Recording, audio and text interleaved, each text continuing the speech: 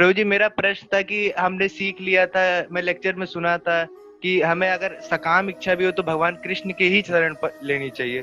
प्रभु जी तो मैंने इस चीज को बहुत ज्यादा ही मतलब सीरियसली लिया। मैं जब भी कुछ दिक्कत होती है, मुझे बुखार आया बहुत तेज, चलो नरसिंह देव के पास, कुछ एडमिशन नहीं हो रहा, चलो गजेंद्र मोक्ष पढ़े, मतलब भगवान के बब मांगते ही रहते हैं। बहुत सारी इच्छाएं आने लगी हैं प्रभु जी। तो ये सकाम इच्छा इतनी सारी आना ठीक है प्रभु जी? भगवान की शरण लेते हैं। हरे कृष्ण प्रभु। शास्त्र बताते हैं अकामो सर्व कामो वा मोक्ष काम उदारती। चाहे आपकी कोई कामना है या आपकी कोई इच्छा नहीं है या आप सर्व कामी हैं, whatever is there, whether you have desires और not, we should approach Krishna. तो अच्छा भाव है कि हम भगवान को अप्रोच कर रहे हैं, हम किसी देवी देवता के पास नहीं जा रहे। देखिए घर में जब कुछ भी प्रॉब्लम आती है तो बच्चा क्या करता है, पड़ोसी के पास नहीं आता है, वो किसी और अंकल के पास नहीं आता है, माता पिता के पास जाता है।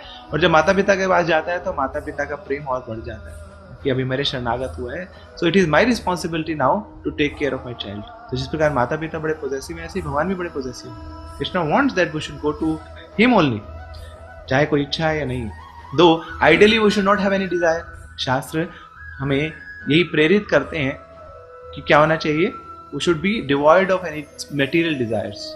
मगर उस मार्ग, उस डेस्टिनेशन पे पहुंचने से पहले हमारी बहुत सारी भी इच्छाएं हैं।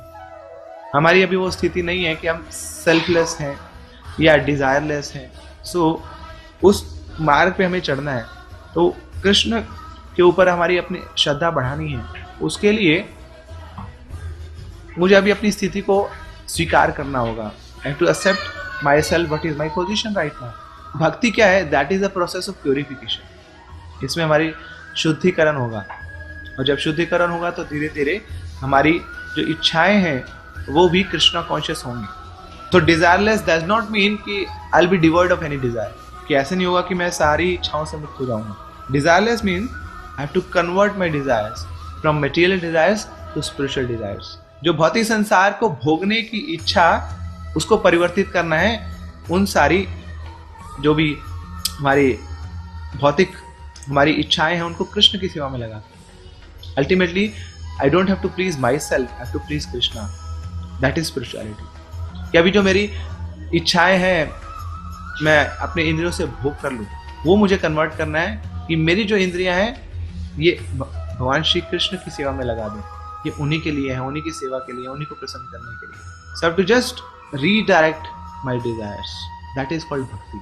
अब उसके लिए मुझे प्रयास करना पड़ेगा। I have to diligently perform my sadhana, my spiritual activities. और फिर धीरे धीरे आगे चल के जब शुद्धिकरण होगा, जब मेरा हार्ट प्योरीफाई होगा, मेरा माइंड प्योरीफाई होगा, तो फिर अल्टीमेटली मैं उस डेस्टिनेशन पे भी पहुंच पाऊंगा जहाँ पे मेरी कभी कोई और इच्छा नहीं है। श्रीमद् भागवतम में वर्णन आता है ध्रुव महाराज का। ध्रुव महाराज की इच्छा हुई भगवान से मिलने की, मगर उसके पीछे मोटिव था। वो सेल्फलेसली भगवान से मिलना नहीं चाहते थे। किस लिए मिलना चाहते थे? कि हाँ, ये मेरी जो सौतेली माँ है मेरे पिता से मुझे मिलने नहीं दे रही, तो भगवान से सॉल्यूशन चाहते थे।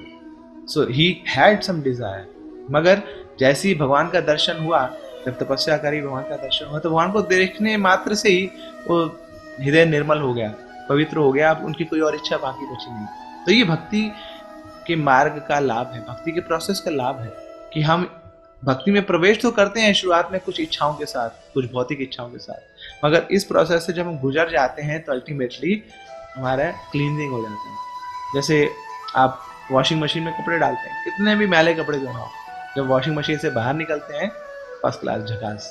तो ये भगवान की वॉशिंग मशीन है।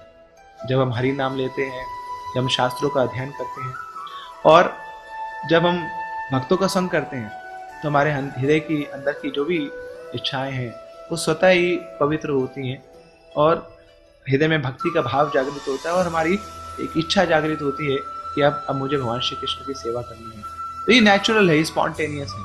आपने अपनी चाबी दे दी भक्ति को, अब भक्ति अपना काम करेगी। लिफ्ट में आप बैठ गए तो बहुत ज्यादा प्रयास करने की आवश्यकता नहीं है, अब लिफ्ट आपको ऊपर ले जाएगी। आपकी इंटेलिजेंस, हमें अपनी इंटेलिजेंस का यूज करना है कि अरे मेरे को लिफ्ट में बैठना है। सिमिलरली अगर हमें बहुत ये मनुष्य जीवन मिला है, so now to use my intelligence, क्या मुझे इस ह्यूमन बॉडी को वेस्ट नहीं करना है।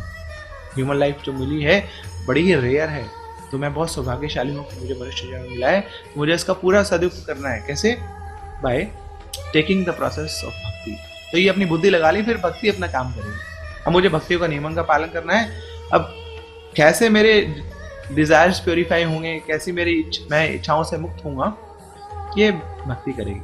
तो भक्ति देवी बहुत प्रबल है, भक्ति में बहुत शक्ति है। और इसका शास्त्रों में पता नहीं कितनी बार प्रूफ भी दिया हुआ है कि जिसने भी भक्ति के मार्ग को स्वीकार किया है उसका प्योरिफिकेशन हुआ है। चाहे वो कोई शिकारी क्यों ना हो, चाहे कोई बहुत अभद्र इंसान क्यों ना हो, कोई पापी धापी क्यों ना हो। पापी धापी यत छीलो हरि नाम उधारी लो, तारे साक्षी जगाई मधाई। जगाई मधाई का उद्धार हुआ। कितने पापी लोग थे, क्या किया था उन्होंने? भक्तों के आश्रय ले लिया था, तो उनका भी उद्धार हो गया। हरि नाम का आश्रय ले लिया, उनका उद्धार हो गया। तो this is the power of भक्ति। तो हमें पूर्ण श्रद्धा होनी चाहिए कि मैंने भक्ति को पकड़ लिया है, भक्ति के रस्से को पकड़ लिया। भक्ति के, अब मान लीजिए कुएं में गिर गए, तो कुएं से बाहर निकलने का तरीका क्या है? कोई ऊपर से रस्सी डालेगा। अब आपने रस्सी को पकड़ना है बस। अब रस्सी को पकड़े पकड़ रहे, इतने कोई आएगा आपको लस्सी लेके, लो जी लस्सी पी लो ना, जी ना लस्सी नहीं पीनी हमें तो रस्सी चाहिए। तो कृष्ण भक्ति की रस्सी पकड़ लिया। अब कोई लस्सी लाए, कुछ भी लाए, आपको रस्सी नहीं छोड़नी है, दैट्स इट। तो फिर क्या होगा? उस रस्सी को पकड़े पकड़े आपको ऐसे बाहर निकल जाए।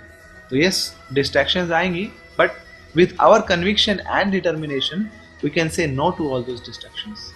मगर शुरुआत में तो इच्छाएं तो रहेंगी, क्योंकि इतने पुराने जन्मों की इच्छाएं, कितने सारे संस्कार हमारे मन में बने हुए हैं। तो ऐसे एकदम से छू मंतर नहीं होने पाए। भगवान गीता में बताते हैं कि हम कई बार हमारे जो पाप में कार्य हैं उनको तो रोक देते हैं, मगर पाप में कार्यों की जो प्रवृत्ति है वो बनी रहती है। पाप में कार्य तो बाहर के लोग भी रोक छोड़ देते हैं।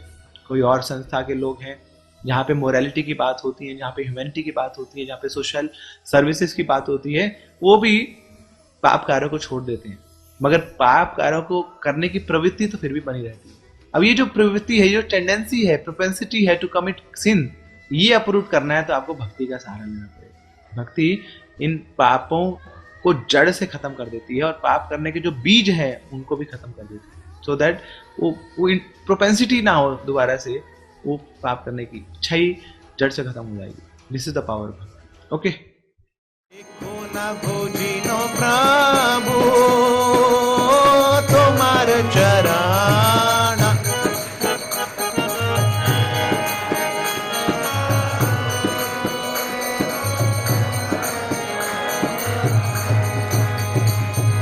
तब पद पद्मनाथ